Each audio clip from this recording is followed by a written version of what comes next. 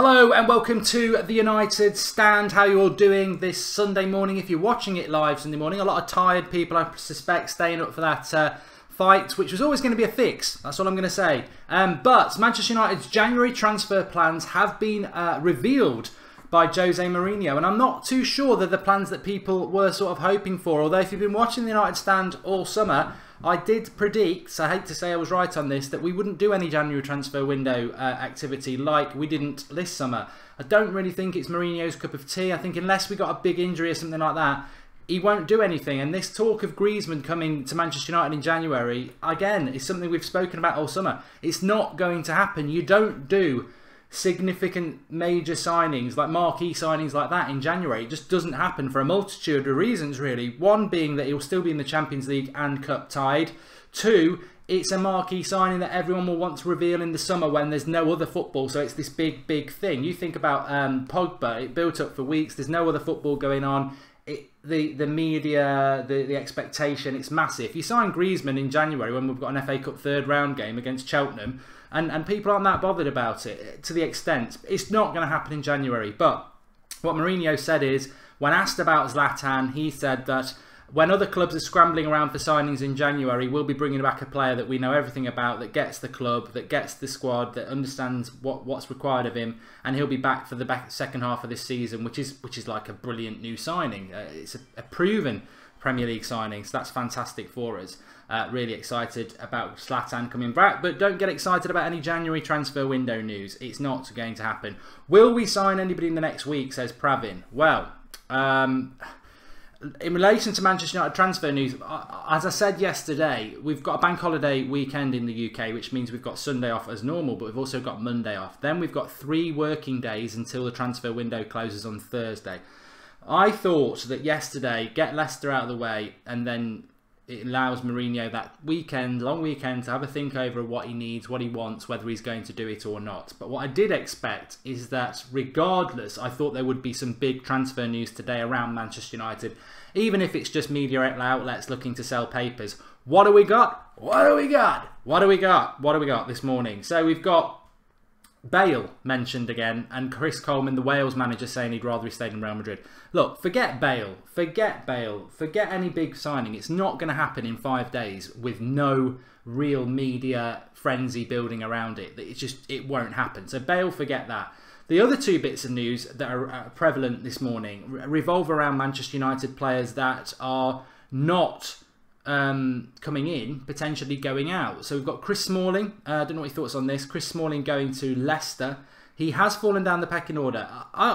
You know, in all honesty, it just shows you that pre-season football is really interesting for us, the fans. You know, we've been deprived of football for a couple of months, and we get up at silly hours. If you know, it was in the US tour, we're the UK base. We're getting up at 3 o'clock to watch United play. No problems with that. Really enjoy it. But it also shows you that you should really not take any notice of any formations or team selections, because I thought Chris Smalling, even in the Super Cup, played very well. Phil Jones starts the season from nowhere. Phil Jones had very little luck in the pre-season. Starts. Chris Smalling can't get in the team. Very similar to Lingard as well. Lingard played very well on the pre-season tour, played virtually every minute, can't get a look in. Came on yesterday and got an assist, but can't get a look in. So it just goes to show pre-season doesn't really mean anything. Would I keep Chris Smalling? I like Chris Smalling. I think Phil Jones is playing very well at the moment, but I'm not blinded by Phil Jones's major weakness, and that is injuries. He's played 3 games in a row now. He's going on the England squad, which I just cannot stand that. I'd rather he had 2 weeks off. I mean, this is a player I don't think he's played any more than 7 games in a row for Manchester United, and he's been here for about 5 years, maybe even a little longer than that. And that is shocking for a centre-back. Centre-backs, you want to build a partnership. You want them to play most of the season together. And there's no argument that Phil Jones and Bailly are playing well at the moment. They could be a really good partnership.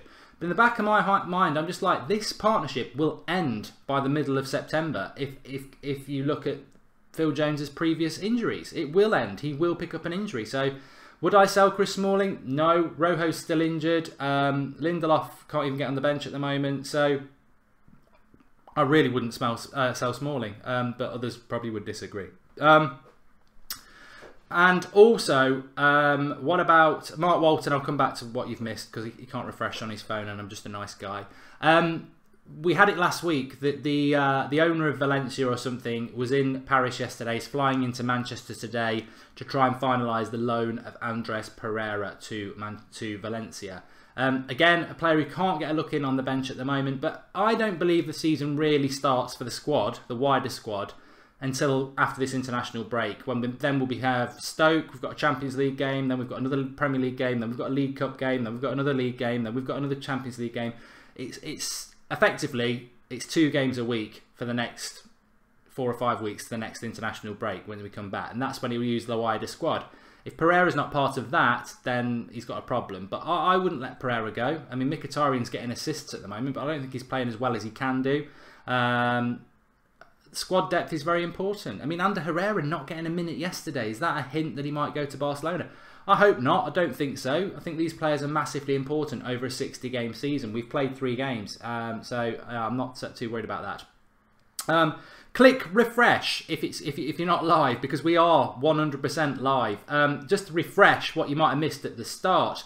Jose Mourinho has confirmed his transfer plans for January, and they do not include any Manchester United signings. When others are scrambling around trying to make signings to rescue their season, we've got Zlatan and we won't need to. They're words from his mouth. We're just talking whether he'll actually sign anybody this week. I stand firm, I don't know about you, but I stand firm that we do need to sign somebody, and that somebody either needs to be a fullback who can cross the ball or a winger who can cross the ball. On Skype Goldbridge last night, more or less half an hour after the game, fantastic to get all your opinions on that. A couple of callers on about Riyad Mahrez, who I personally wouldn't like, but beggars can't be choosers with 3 or 4 days left in the transfer window. He is Premier League proven. He's also a Premier League winner, which would be useful. And actually, I've always felt that we need a left-sided winger. Yesterday showed we need a right-sided one. I mean, Valencia's crossing. As great a player as Valencia has been for the last 2 years at right-back, when a team sits back and lets you put crosses in, they were happy. I felt like their centre backs were actually going to go and have 10-minute break and just let Valencia put crosses in, because I think you could take every Leicester player out of the equation and Valencia's crosses had still missed. They were awful, and with Aurier going to Spurs, I think we've missed the trick there. Valencia's in his early 30s. He won't be able to play 60 games this season, and he'll never be able to put a decent cross in. So Valencia gets injured. Who are we playing at right back? Darmian, who can't attack. I mean, why have we let Fosu Mensah go on loan if we weren't going to buy a right back? When we let Fosu Mensah go on loan, I assumed it was because we were going to be in for Aurier or Fabinho, and we were going to get a backup right back who could play in a number of other positions and give us some squad depth. Valencia got rested a lot towards the end of last season because he's old and he's getting tired. Understandable. He can't do it all, but he can't cross either. So I can't understand why we've not gone and got a right back, unless hopefully we'd use Twansibi there, because I think he's good enough. But yeah, we've got to go and get a winger. I don't know whether we're going to get one. I think this morning's transfer news is a little bit concerning, because there's nothing really about United signing any wingers or anything. And I thought even if it was media nonsense, they'd feed something out. So I'm a little bit concerned about that. But there's still time to do it. And I think the result from yesterday, if I was Jose Mourinho, around the time Lukaku missed that penalty, I'd have been like, oh my God, is this going to be like last season where we should comfortably win a game and we're not going to do it? And what I would be looking back at, and he's very clever, Mourinho, because he said, if we didn't win that game, I would have been very positive because we should have won it. In private, or as a fan, as we can say, because we can say what we like, I would have been thinking we would have won that game if I had somebody who could cross from the right and the left. I need to get somebody. And I'm sure Mourinho is saying to Manchester United owners, Woodward, whatever, I want a winger. But they may well have said to him, you're not getting one. In which case, what do? You can't, you've got to put a positive spin on it, because positivity and confidence is massively important. Jake Hattersley's made a comment. He says, Lamar to United sounds delicious. Your thoughts? Lamar, Draxler, Perisic, Mahrez, Felipe Anderson. One of those 5 I would take in a heartbeat, because we're right at the end of the window now. If it was in May, I'd get rid of 4 of those names straight away and say, no, I only want that person. Let's get that person. But we're 4 days away from the end of this transfer window. Beggars cannot be choosers, and I would take any one of those 5 because they are people who can play on the wing and pretty much play on both wings in a lot of those cases, and they can put a cross into the box. And actually, that's all that matters to me. You know, if Alexis Sanchez is available, great. Bale's available, fantastic. Are they what we need at the moment? Well, you wouldn't say no. But what we actually need is somebody who can put a cross in from the wings, not from the fullbacks, from the wings. And as much as I love Martial and Rashford, Martial's quite good at putting crosses in, but he's very right-footed. Matt is decent at putting crosses in, but he's left-footed, and they're both on the wrong wing. Rashford's not really good at putting crosses in. He's got a decent right foot when he's got time, but again, he's on the left wing. Lingard, right footer, mixed Lingard, and anyway, he won't start. So a specialist quality player who can put a cross in would be my preference at this point of the season. Forsberg from Leipzig says, Consi, we can't panic buy, it's not Manchester United FC, says Harrietta. We shouldn't be panic buying anyway. We should have an idea of backups to... Look, we all know that Perisic was the fourth signing that Mourinho wanted. It's obvious, but we should have had a backup to that. You've got to have a backup. If he wants a winger, he's got to have a backup.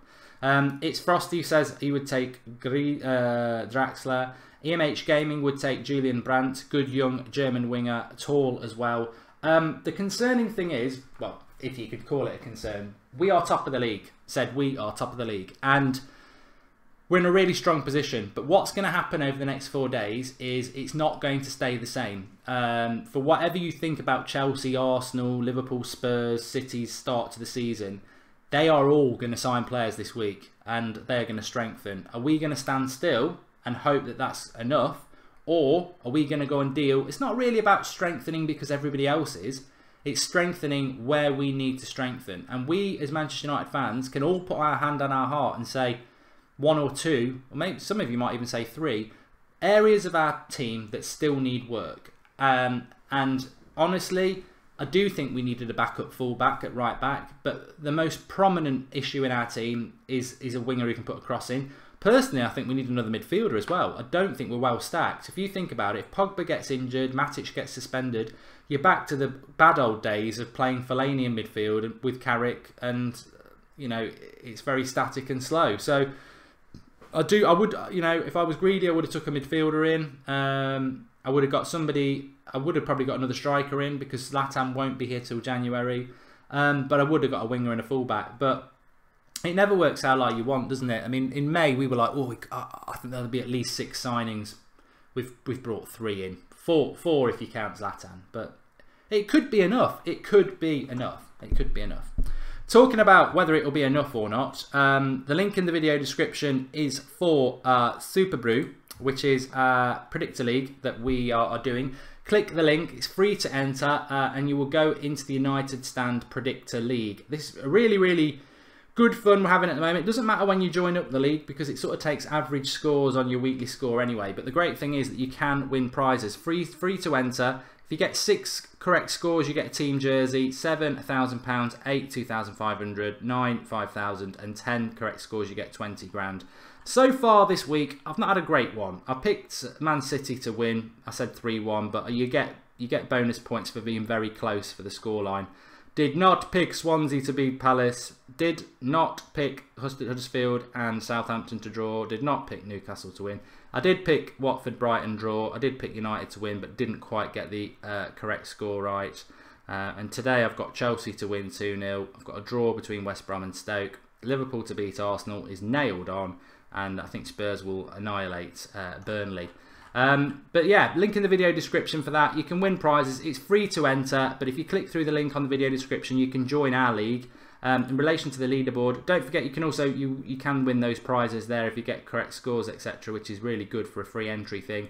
Zayed DR7 is still top of the league, but that's because the new it's not been updated for the new points yet. I'm 400 out of 1,400, so mid-table, but early worm doesn't always catch the bird. No, early bird doesn't always catch the worm. Or, well, it does actually, but it's not a sprint, it's a marathon. And, you know, all you little hares can run off, but I'm the tortoise at the back, ready to come up the rear. Oh, we don't want to say that. Anyway, link in the video description, free to enter. Good little bit of a game there we've got going. And every week you can, if you get your correct scores, you can win prizes, but you can also see how you do against your fellow United Stand viewers. So get involved in that, link in the video description, and it's free. Really enjoying that. I will win it as well. I'm just giving everyone a chance. That's my excuse anyway. Alexandro for 61 million mark says Consi Jr. I'd like to get him. Does he solve the problem though? Left back when we actually need a left winger and a right back, I would say. I mean, if Luke Shaw comes back, he'll be our best fullback because he is strong, he is powerful, and he can actually get forward and put a cross in. I think Luke Shaw will be brilliant if we can just get him fit. Felipe Anderson can play on either wing, says Wiki Chicken. Yeah, I do. And why not Martial right wing and Mata left wing, says Vinny Rajar. Very good point, Vinny. Because there is this obsession these days with playing people on the opposite wing to what they do. And it makes no sense. It doesn't make any sense because the hardest cross to defend is the natural cross. The one that's whipped in naturally like that instead of coming towards the centre-backs. And yesterday we were crying out for somebody to do that. He did switch it at times. He did put Mata on the left and I think Martial over on the right. But it is one of those. I just want us to get a winger. If you solve the problem if you get a two-footed winger effectively, because then it doesn't matter. If Mata's on the right with the left foot and Martial's on the left with the right foot, you know they're going to come onto that foot and curl it towards the goal. If you've got Perisic on either wing, you know he can cross it with either foot. So a two-footed player is actually probably, let's be more specific, it's not about getting a left winger or a right winger. If we can get a two-footed winger, we're laughing because you can play him either side then, and it's going to call people over lots and lots of problems. Ikraj says who should be taking our penalties. Super 10 wants a shout out, and Raynham says United will sign no one. Penalties should be Pogba or Mata. It's about technique. It's not about I mean, Lukaku. They showed you the graphic on BT Sports before he took the penalty. They showed you the graphic, and I think his last 5 penalties have all gone in that corner, apart from one that went down the middle. For a professional footballer to hit the same place, I mean, goalkeepers, when it's penalty shootouts, they've got little iPads shown to them where people put their penalties. But a goalkeeper will know who the penalty taker is for a club, and they'll know where they put it. That wasn't even a hard save for Schmeichel. It wasn't a particularly good penalty. But I would have gone that way because you would have known that's where Lukaku goes. If somebody puts a penalty in the corner that you don't know where it's going to go or you haven't guessed right, you can't save a penalty. It's always a guess. But if you know where they've put their last few penalties, it's not really a guess, it's logic. You go that side, you save it. Lukaku should have put it in the other corner. Definitely should have put it in the other corner. But the second part about that, as I said last night, is as a professional footballer or even as some of you might be playing pub football this morning, you might have had a penalty. As you're running up, you should know where you want to put it, definitely. But this myth, oh, once you've made your mind up, you shouldn't change it. Nonsense. That's the sort of myth that English penalty takers have been told for years. German penalty takers, who are more efficient, are told, have an idea where you want to put it and be very sure that's where you're going to put it. But as you're running up, if the goalkeeper goes early and you know which way they're going, put it the other way. That's how you take a penalty. That's proper training that you get about penalties these days. And yesterday, Schmeichel went early.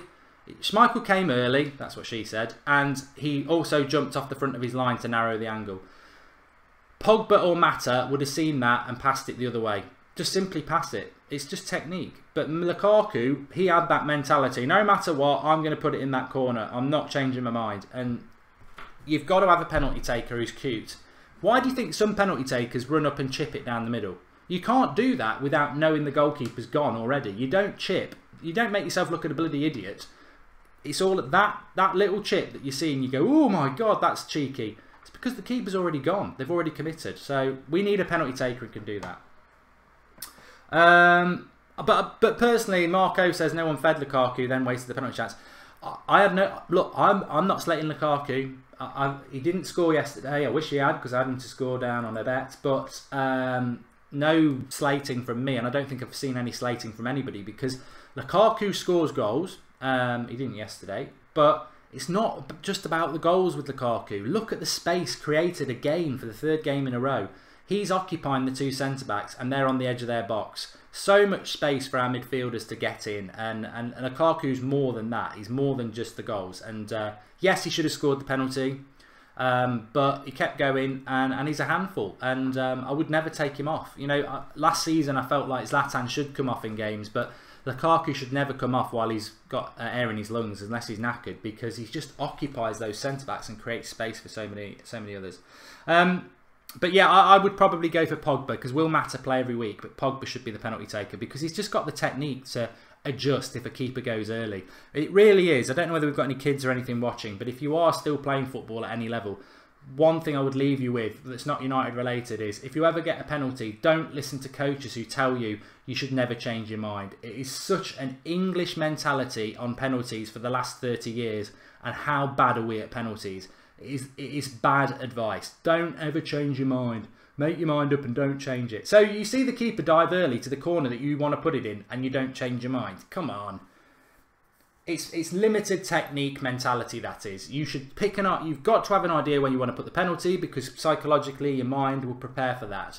But if as you're running up, a goalkeeper makes a move to the corner you want to put it, it's logical just to go right and passing it in the other corner. And technique of top players can do that.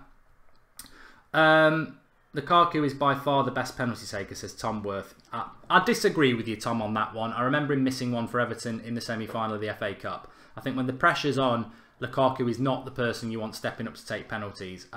Will we change him? Probably not. Should we change him? I would.